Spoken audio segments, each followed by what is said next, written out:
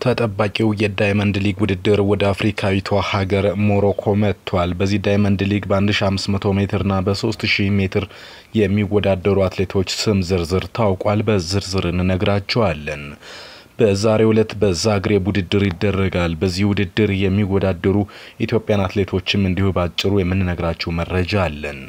በሳምንቱ መጨረሻ ነገ እሁድ እጅግ ትልቁ ላንዙ ግራንድ ማራቶን በቻይና ይደረጋል። እጅግ በርካታ ኢትዮጵያና የኬንያ አትሌቶች እንዲሁም የቻይና አትሌቶች አንገት ለአንገት ይተናነቁበታል ተብሎ ስለሚጠበቀው የሩጫ ውድድርና እነማን ይሳተፋሉ፣ ምን አይነት ሰዓቶች አሏቸው የሚለውን ጉዳይ በዝርዝር እንነግራችኋለን።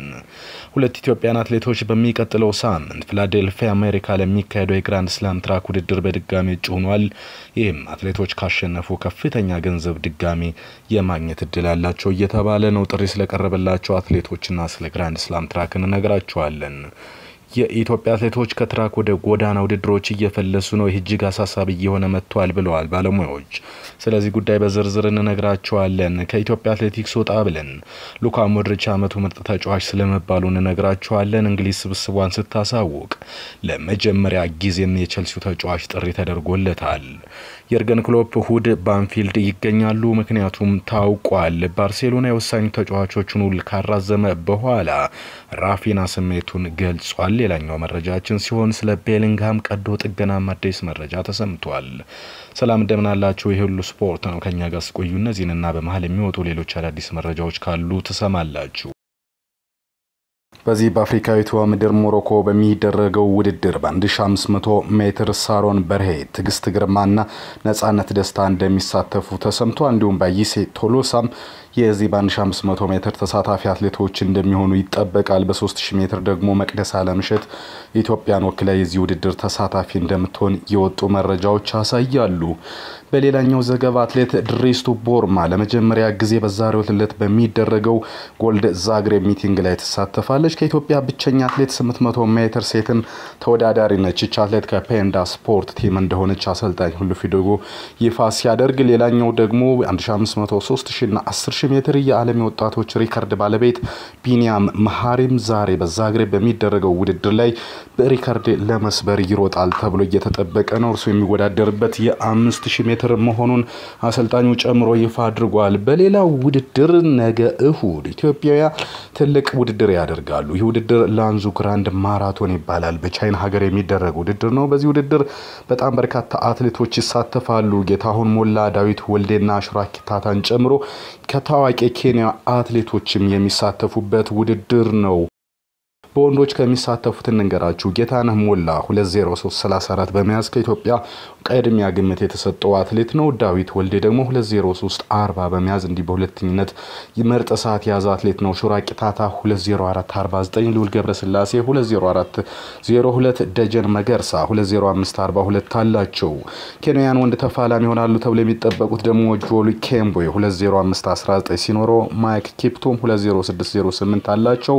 ሳይረስ ፖሞሊ ደግሞ 2:06:11 በመያዝ ሌላኛው ኢትዮጵያን አትሌቶችን ይፈትናል ተብሎ ይጠበቃል። ደሳለኝ ግርማ 2:06:52፣ ባለው ይሁን 2:06:22፣ ለንጮ ተስፋዬ 2:06:18፣ ጎሳምብል 2:07:32 በመያዝ በወንዶች በላንዙ ማራቶን ኢትዮጵያን የሚወክሉና ለሜዳሊያ እየተጠበቁ ያሉ አትሌቶች ናቸው። በሴቶች ምድብ ደግሞ ደጊቱ አዝመራው 2:17:58 በመያዝ የአሸናፊነት ቅድሚያ ግምት ሲሰጣት፣ ህይወት ገብረማ ኪዳን ደግሞ 2:17:59 አላት። ጉተኒ ሾኔ እና ዋጋነሽ መካሻም ከኢትዮጵያ ለአሸናፊነት ቅድሚያ ግምት የተሰጣቸው ናቸው። ከዚህም ባለፈ ፍቅር ተወረታ፣ ሹኮ ገነሞ ይሳተፋሉ። በዚህ ውድድር ላይ ለአሸናፊነት ግምት ከተሰጣቸው አትሌቶች ውስጥ አንዱ የባህሬኗ ሩት ዳኒስና የኬንያዋ ሳንድፌስ ቸቤት ናቸው። በተለይ የኬንያዋ 2:22 ያላት እንደመሆኗ መጠን ኢትዮጵያን አትሌቶች ተፈትናለች ተብሎ ይጠበቃል። ለማንኛውም ሁሉ ስፖርት እንደተለመደው ድል ለኢትዮጵያ አትሌቶች ይመኛል። እናንተ በዚህ ውድድር ማን ያሸንፋል? ግን ሀገራችን ከፍ የምትልበት ጀግኖቻችን ሰንደቃችን ከፍ አድርገው የሚያውለበልቡበት ነውና ድል ለኢትዮጵያ እንላለን። እናንተም ድል ለኢትዮጵያ፣ ድል ለጀግኖች አትሌቶቻችን እያላችሁ ኮሜንት ቦክስ ላይ ድጋፋችሁን አሳዩአቸው። ወደ ሌላ መረጃ እንለፍ። ግራንድ ስላም ትራክ ከተከሰተ በኋላ ብዙ ነገሮች እየተስተናገዱ ነው። በተለይ ለአሸናፊዎች የሚያቀርበው ከፍተኛ የዶላር ሽልማት የውድድር ተወዳጅ እንዲሆን አድርጎታል። የኢትዮጵያን አትሌቶችን በድጋሚ በዚህ ውድድር ላይ እንዲሳተፉ ጥሪ ቀርቦላቸዋል። ሁለቱ ኢትዮጵያን አትሌቶች በሚቀጥለው ሳምንት ፊላዴልፊያ አሜሪካ በሚካሄደው ግራንድ ስላም ትራክ ውድድር በድጋሚ እጩ ሆነዋል። በረጅም ርቀት 3000 ሜትር መዲና አይሳና እጅጋየሁ ታየ ሲሆኑ ጽጌ ገብረሰላማ ደግሞ እንዲሁ ቋሚ ተሰላፊ ሆነዋል ማለት ነው። በአጭር ርቀት 800 እና 1500 ድርቤ ወልተጂ ሁለቱንም ውድድር ተሳተፋለች ተብሎ እየተጠበቀ ነው። ውድድሩ አሁን የፊታችን ግንቦት 31 በፈረንጆች ጀምሮ የፈረንጆቹ ሰኔ 1 የሚጠናቀቅ ነው የሚሆነው። በዚህ ውድድር እጅጋየሁ ታየ ከዚህ በፊት አንደኛ በመውጣት የአሸናፊ መሆኗ ይታወቃል። $40,000 በኋላም ድርቤ ወልተጂም እንዲሁ ማሸነፏ ይታወቃል። እንግዲህ ሀጎስ ገብረ ህይወትን ጨምሮ በርካታ ኢትዮጵያውያን አትሌቶች ግራንድ ስላም ትራክን በማሸነፍ ከትልቁ ሽልማት እስከ አነስ ያለው ድረስ በገንዘብ መንበሽበሽ ችለው እንደነበር የምናስታውሰው ጉዳይ ነው። አትሌቲክስ ካነሳን ኢትዮጵያን የምንወደው ከኳስም የምንጽናናበት ከፖለቲካም የምንሸሽበት ነው። በኮተቤ ትምህርት ዩኒቨርሲቲ ስፖርት ሳይንስ መምህርና አትሌቲክስ አሰልጣኝ ንጉስ ጊቻሞ ከፋና ሚዲያ ኮርፖሬሽን ጋር ባደረጉት ቆይታ አትሌቶች በትራክ ውድድሮች ላይ ራሳቸውን በሚገባ ሳያጠናክሩና ሰውነታቸውን ሳያዳብሩ ወደ ጎዳና ላይ ውድድሮች እየፈለሱ ነው ብለዋል። ይህም ጊዜያዊ ጥቅምን ብቻ ለማግኘት የሚደረግና የሀገርና አትሌቶችን ጭምር የሚጎዳ መሆኑን ተናግረዋል። በዩኒቨርሲቲው የስፖርት ሳይንስ መምህርና ዓለም አቀፍ አትሌቲክስ ኢንስትራክተር አድማሱ ሳጂ በበኩላቸው ችግሩ እንደ ሀገር አሳሳቢ የሚባል ደረጃ ላይ መድረሱን ገልጸው ቅርብ ጊዜ ወዲህ በዓለም አቀፍ ውድድሮች ላይ ኢትዮጵያ በትራክ ውድድሮች የውጤት መቀዛቀዝ እየታየ እንደሚገኝ ገልጸዋል። በኢትዮጵያ የሚስተዋለው የትራክ ተሳታፊዎች እጥረት አትሌቶች በቶሎ ወደ ጎዳና ውድድሮች መውጣት እንደሆነም በምክንያት አንስተዋል። ችግሩ እንደ ሀገር በጊዜ መፍትሄ ካልተበጀለት በጊዜ ሂደት ተሰጥኦ አውጥተው በአግባቡ የመጠቀም አቅምን እንደሚገድብም አመላክተዋል። እንግዲህ እንደምታውቁት በ5 ኪሎ ሜትር በ10 ኪሎ ሜትርና በሌሎች ውድድሮች ላይ የሚሳተፉ አትሌቶች በዝተዋል። ይህም የ5000 እና 10000 ሜትር ኢትዮጵያ የምትታወቅበት ዘርፎች ላይ ጫና ሊፈጥር ይችላል የሚል ስጋት ደጋግሞ እየተነሳ ነው። ይህ ሁሉ ስፖርት ነው። ወደ ውጭ መረጃዎች አልፈናል። ሉካ ሞድሪች አመቱ ምርጥ ተጫዋች ተባለ። የሪያል ማድሪዱ የመሃል ሜዳ ተጫዋች ሉካ ሞድሪች የ24-25 የውድድር አመት የክሮሺያ አመቱ ምርጥ ተጫዋች በመባል መመረጥ ችሏል። የአንድ ጊዜ ባላንዶር አሸናፊ ሉካ ሞድሪች ለተከታታይ 9ኛ ጊዜ የክሮሺያ አመቱ ምርጥ ተጫዋች በመባል ነው የተመረጠው። ሉካ ሞድሪች አጠቃላይ ክሮሺያ አመቱ ምርጥ ተጫዋች በመባል ሲመረጥ ለ13ኛ ጊዜ መሆኑ ነው። ሉካ በዘንድሮ የውድድር ዘመን መጨረሻ ከዓለም ክለቦች ዋንጫ በኋላ ከሪያል ማድሪድ ጋር የሚለያይ ይሆናል። እንግሊዝ ስብስቧን አሳውቃለች። እንግሊዝ ብሔራዊ ቡድን አሰልጣኝ ቶማስ ቱሄል ስብስባቸውን አሳውቀዋል። አሰልጣኙ ለቼልሲው ተጫዋች ትሬቮር ቻሉባ ለመጀመሪያ ጊዜ ጥሪ አቅርበዋል። ኢቫን ቶኒ ከ2024 በኋላ ለመጀመሪያ ጊዜ ጥሪ ቀርቦለታል። ቻሉባ ይህ ጥሪ እንዳስደሰተውና ለብሔራዊ ቡድኑ የበኩሉን አስተዋጽኦ ለማድረግ ዝግጁ መሆኑን በይፋ አሳውቀዋል። የርገን ክሎፕ እሁድ በአንፊልድ ይገኛሉ ተብሏል። ጀርመናዊ አሰልጣኝ የርገን ክሎፕ እሁድ በአንፊልድ ስቴዲየም እንደሚገኙ አሰልጣኝ አርኔ ስሎት ተናግረዋል።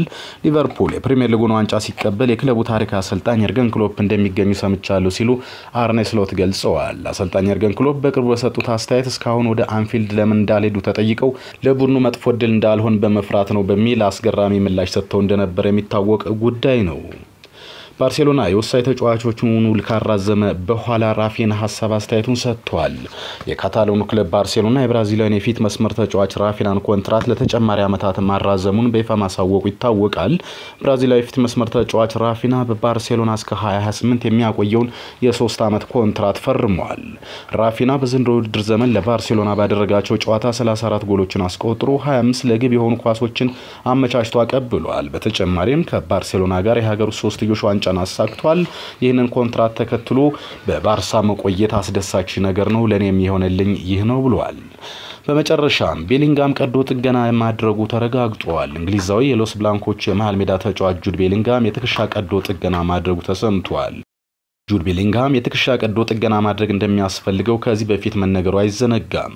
አሁን ላይ ጁድ ቤሊንጋም ከዓለም ክለቦች ዋንጫ በፊት የቀዶ ጥገና ሕክምና ሊደረግለት ቀጠሮ መያዙ ተሰምቶ እንደነበር ይታወቃል። ነገር ግን ከዛ በፊትም የቀዶ ጥገና እየተሰራ እንደሆነ መረጃዎች እየወጡ ነው። ጁድ ቤሊንጋም የትከሻ ቀዶ ጥገናውን አድርጎ ወደ ሜዳ ለመመለስ እስከ 3 ወራት ጊዜ ግን ሊወስድበት እንደሚችል ተነግሯል። በእርግጥ ቀዶ ጥገናው እስካሁን አልተካሄደም፣ ከክለቦች ዋንጫ በኋላ ይደረግ የሚል ሐሳቦች ተነስተዋል ቢሉም አንዳንድ መገናኛ ብዙሃን ግን ቀዶ ህክምናውን አድርጓል እያሉ ነው። ክቡራትና ክቡራን የሁሉ ስፖርት ቤተሰቦች ለአሁን ያስኩላችሁ መረጃዎች እነዚህን ይመስሉ ነበር።